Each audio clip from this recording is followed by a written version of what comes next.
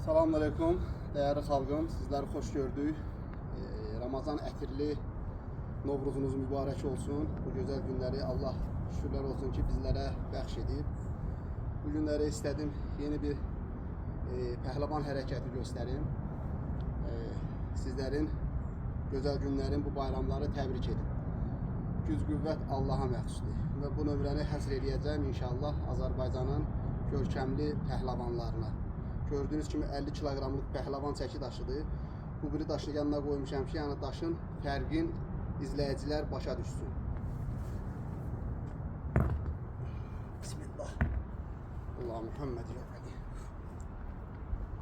Çəçlə barmağımla götürəcəm. Hərəkətin nömrəni çəçlə barmağımla, yəni kiçik barmağımla göstərəcəm. Sadəcə olaraq yerdən də qaldırıram mən bunu. Pəhləvanlar bilir, görüblər meydanda. Bu günləri ancaq üstünlük verəcəm çiyindən yuxarı qaldırmağa.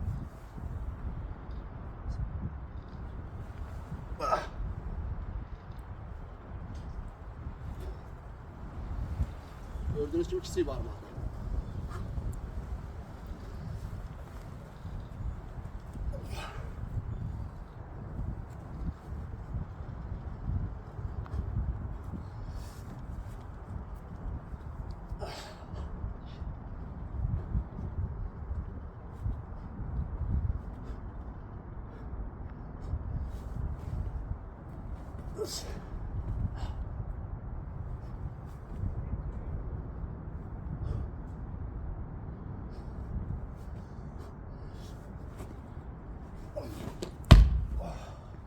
Daşın ağırlığını hiss elədiniz.